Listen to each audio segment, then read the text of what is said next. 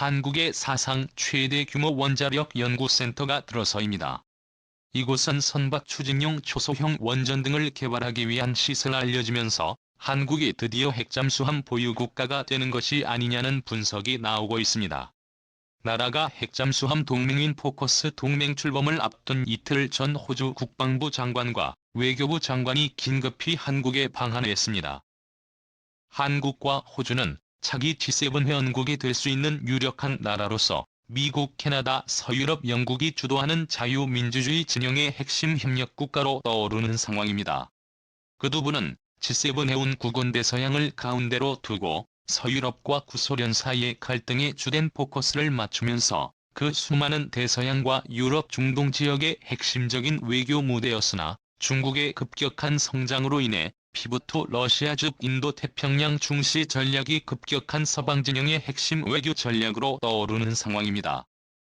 그 가운데 가장 믿을 수 있는 민주주의 국가이자 의무감 있는 선진국 두 나라인 호주와 대한민국 두 나라의 협력은 그 어느 때보다 중요한 상황이 되고 있습니다. 이 때문에 지난 오커스 핵잠수함 동맹 출범을 앞둔 호주 국방부 장관과 외교부 장관이 오커스 동맹 발표를 이틀 앞두고 한국을 찾은 것에 대해서 오커스 동맹에 한국이 끼어서 오크루스 동맹으로 확대되는 게 아니냐는 추측이 나왔으나 한국은 오커스 동맹에서 포함돼 발표되지는 않았습니다. 그런데 충격적이게도 물밑에서 한국의 핵잠수함 보유에 관한 물밑 작업이 이루어지는 것으로 관측되면서 도대체 한국에 무슨 일이 벌어지고 있는 것인지 관심이 집중되고 있습니다. 그럼 순서대로 살펴봅니다. 첫 번째, 한국 역사상 최대 규모의 원자력 연구센터 설립. 오커스 동맹 출범을 앞두고 한국의 사상 최대 규모의 원자력 연구센터가 설립됩니다. 경주 문무대왕 등 앞에 지어질 이 연구센터는 한국 조선 3사가 합작하여 선박용 원자로 연구와 소형 원전 모듈 개발에 관련된 연구시설로 알려지면서 한국이 사실상 핵잠수함 건조에 관한 핵심 기술을 보유하는 게 아니냐는 분석이 나옵니다. 현재 핵잠수함에 들어가는 최신형 원자력 기술은 영국과 미국 이렇게 단두 나라만 보유하고 있습니다. 그런데 이번에 오커스 동맹이 출범하면서 호주에게 핵잠수함 건조에 관한 핵심 기술을 영국과 미국이 지원한다는 발표를 한 것입니다. 그런데 뜬금없이 이 일정에 맞추어 한국의 원자력 연구가 들어서면서 한국이 핵심 행정 기술을 보유하는 게 아니냐는 분석이 나옵니다. 현재 한국은 한국형 원자로 수출의 최고 권위에 있는 나라입니다.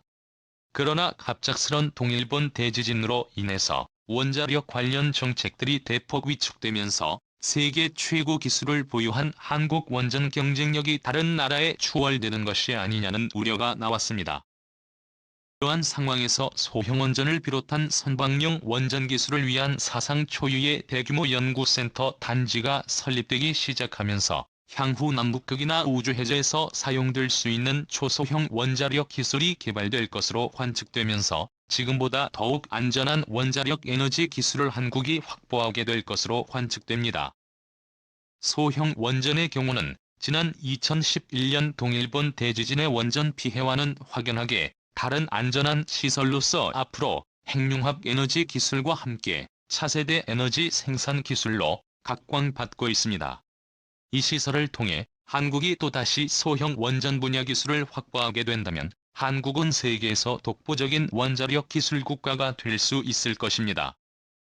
두 번째, 호주 원자력 잠수함 건조 지원. 호주된 땅덩어리는 대륙 스케일의 땅을 가지고 있는 나라이지만 인구는 불과 2천만 명 수준으로 대만 섬 수준의 인구에 불과한 나라입니다.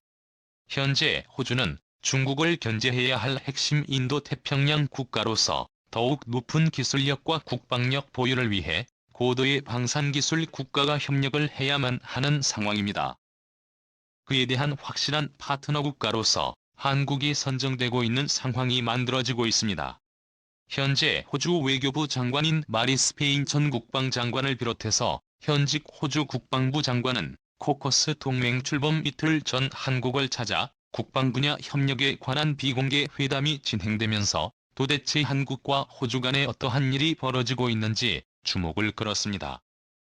그 이후로 호주는 한국의 수조 원 규모의 K9 자주포 구매가 성사됨으로 인해서 호주와 한국 간의 방산 협력이 더욱 확대되는 추세입니다. 여기에 발맞춰서 핵잠수함 건조까지 한국이 도맡아 하게 될지 주목됩니다. 현재 호주는 핵잠수함보다 몇 단계 아래의 기술인 디젤 잠수함 건조 능력이 없는 상황입니다. 때문에 호주는 포커스 동맹 출범 이전 프랑스에 대규모 잠수함 건조를 맡겨놓은 상태였습니다. 그런데 이번 오커스 동맹 출범과 동시에 프랑스와의 계약이 파기된 상황인데 갑자기 한국이 도산 안창호함을 비롯한 디젤 잠수함에서 발사하는 미사일인 SLBM 생산 능력을 확보한 나라가 되면서 호주가 한국의 XLBM을 장착한 잠수함 건조를 동시에 맡길 수 있게 된 상태입니다.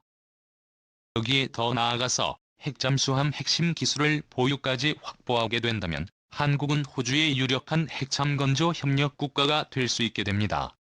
최근 한국과 호주의 군사적 밀월은 최상의 단계에 진입하고 있다는 분석이 나오면서 호주, 미국, 영국의 가장 강력한 친구가 되고 싶은 일본의 부러움을 사고 있습니다.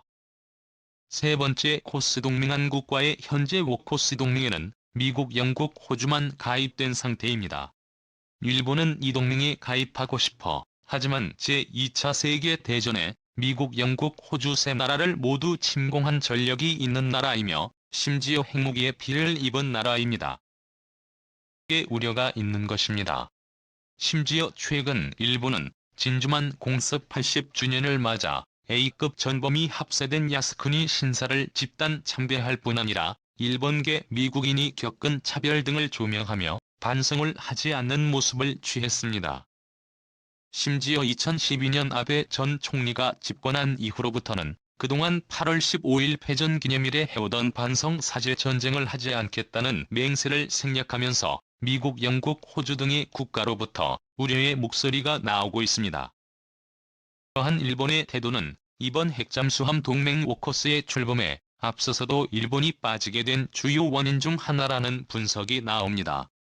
그 대신 유력한 나라는 한국으로 거론됩니다. 사실 한국의 핵잠수함 기술 이전 및 미국의 지원에 관한 소문은 루커스 동맹 출범 2년여 전부터 나온 소식입니다. 그러나 한국은 지정학적 상황으로 인해 빠진 상태입니다. 이미 사드 레이더 기지 배치만으로도 엄청난 타격을 입었기 때문입니다. 그러나 물밑에서 핵잠수함 핵심 기술인 소형 원자로 선박이용 원전 모듈 개발 등을 위한 사상 최대 규모 원전 연구소가 설립이 이루어질 것으로 전망되면서 한국의 오커스 동맹 가입으로 오코로스 동맹이 이루어지는 게 아니냐는 분석이 나옵니다. 네 번째 대만의 독립과 한국의 통일. 현재 미중 간 패권 갈등에 가장 민감한 지역은 바로 대만과 중국 사이의 양안 갈등 지역입니다.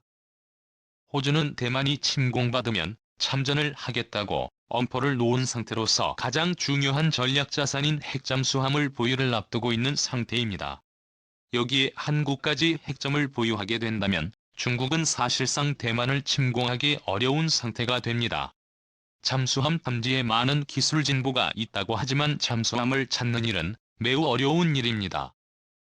특히 한번 잠항하면 나올 필요가 없는 핵잠수함의 경우에는 상하이 바로 앞에 떠올라도 모를 정도로 매우 강력한 전략 자산인 것입니다. 이러한 군사적 우위를 한국, 호주 영미권이 확보를 하게 된다면 대만의 성공적인 독립을 비롯해서 한반도 통일까지 자주적으로 이뤄낼 수 있을 것이라는 관측이 나옵니다. 그동안 한국은 중국의 침략 우려로 인해 한반도 통일을 하지 못했습니다. 한국 전쟁의 시기 때에도 자유통일을 앞둔 시점에 중공군의 개입으로 인해서 반세기가 훌쩍 넘는 세월 동안 국토가 분단된 상태가 되고 말았습니다. 하지만 우리 국군이 핵잠수함이 있고 호주, 영국, 미국 등과 확실한 군사동맹이 맺어지게 된다면 이야기가 달라집니다. 중국이 한국에 침략 조짐이 있을 경우 상하이 앞바다, 젠진 앞바다, 중국의 최대 해군 기지가 있는 칭다오항 바로 앞에서 떠올라 위협을 할 수 있게 됩니다. 그뿐 아니라 한국의 미사일 사정거리 역시 크게 길어짐으로 인해서 한국의 핵미사일 보유까지 승인이 된다면 한국은 그야말로 중국의 눈치를 볼 필요가 없이 자주적인 통일을 이룩할 수 있을 것으로 관측됩니다. 한국 역사상 최대 규모의 원자력 연구소의 설립과 한국과 호주의 밀어를 통해서 우리나라는 강력한 자주국방을 실현해냄을 통해 한반도 통일까지 예측을 할 수 있는 상황이 되고 있습니다. 이 때문에 한국은 미국, 영국, 호주 등 한국 전쟁에 참여한 최우방 서방 국가들과의 밀월과 기술 협력을 통해서 북극 환경의 국가를 만들어내야 한다는 지적이 나옵니다.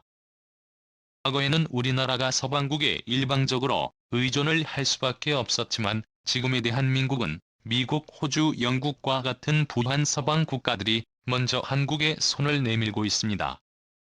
그에 반해 과거에 대한 반성 대신에 호주, 영국, 미국을 무력 침공한 A급 전범이 합세된 야스쿠니 신사에는 오늘날까지도 일본 정부의 공식적인 정부 자금 지출이 이루어지면서 일본을 대체할 수 있는 믿을 수 있는 우방국가로 대한민국이 떠오르고 있는 상태입니다.